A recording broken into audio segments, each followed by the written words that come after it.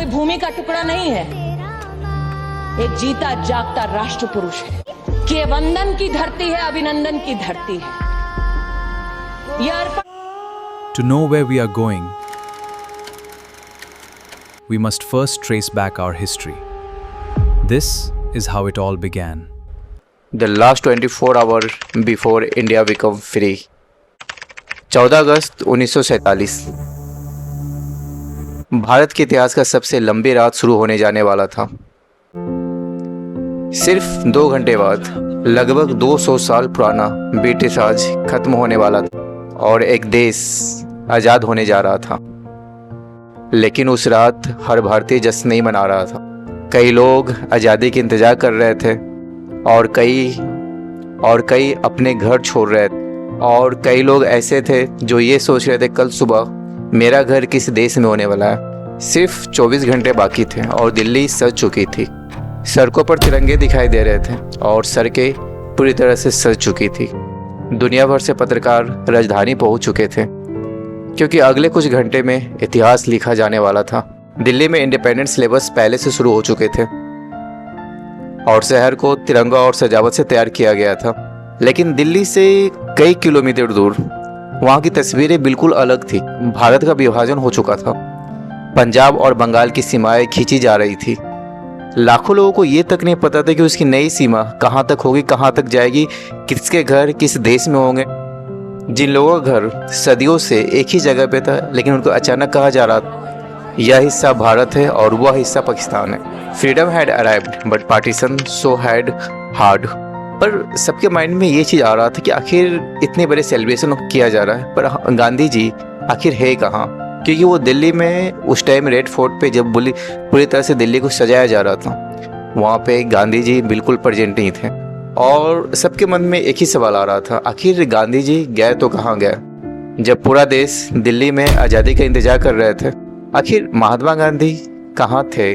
उस टाइम वो दिल्ली में नहीं बल्कि कोलकाता में थे और उनका सामना अंग्रेज़ों से नहीं बल्कि हिंदू मुस्लिम के हिस्से से हो रहा था। उस टाइम गांधी जी 9 अगस्त को कोलकाता पहुंचे थे और 13 अगस्त से बेलीघाटा में हैदराबाद मैंसन के सांप्रदायिक शांति के प्रयास कर रहे थे। उस समय रात 9 बजे गांधी जी का फैसला आया। एक बात बता दूं, 14 अगस्त को गांधी जी के लिए ये कोई विजय का उत्सव नहीं था।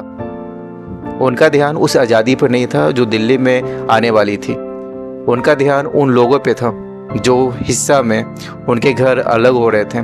कई जो सदियों से रह रहे थे उनका घर इंडिया, कोई सदियों से एक ही जगह रह रहे थे उनका घर पाकिस्तान, उस पर उनका पूरी तरह से फोकस था।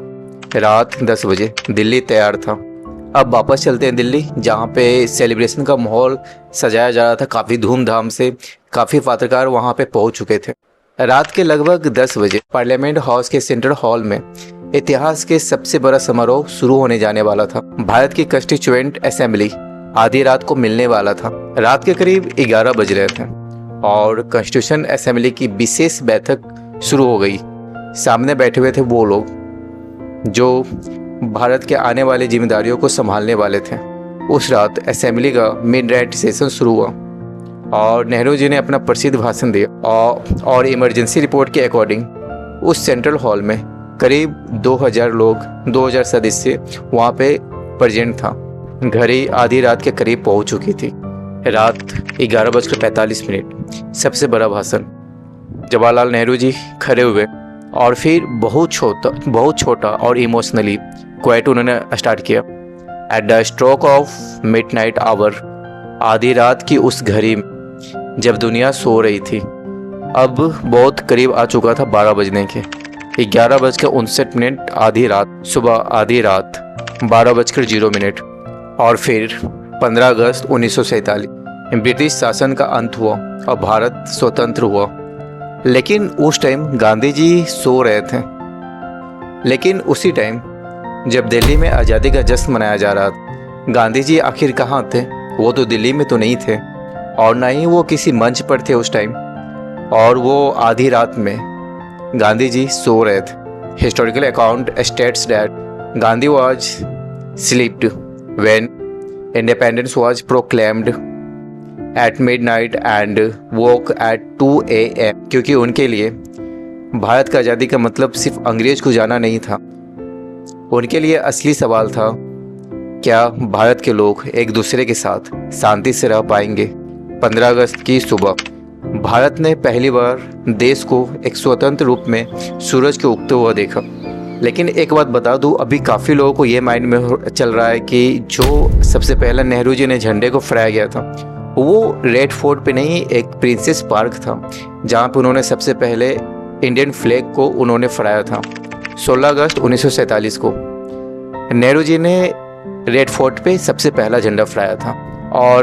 और उसी दिन जब भारत के शहरों में उत्सव मनाया जा रहा था, फिर गांधी जी ने उपवास किए, प्रार्थना की, चरखा चलाया और लोगों को याद भी दिलाएं कि आज़ादी के साथ एक जिम्मेदारी भी आती है। गांधी जी ने उस 15 अगस्त को 24 घंटे का उपवास, प्रार्थना और चरखा चलाए थे।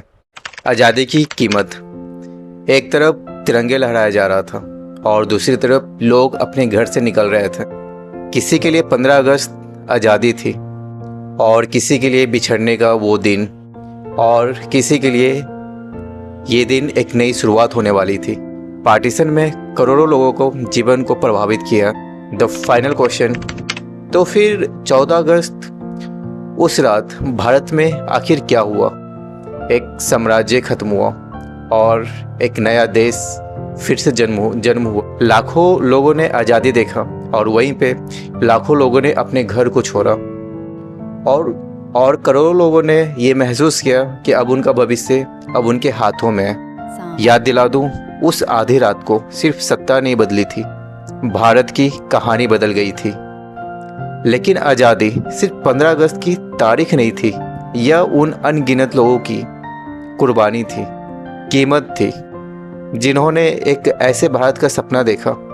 15 अगस्त 1947 को भारत आज़ाद हुआ था, लेकिन उस दिन से भारत बनना शुरू हुआ। एक नई अरमान, एक नई उम्मीद, एक नई सूरज की किरणें से उनका आज़ादी उससे सुबह स्टार्ट हुआ, एक शुरुआत हुआ।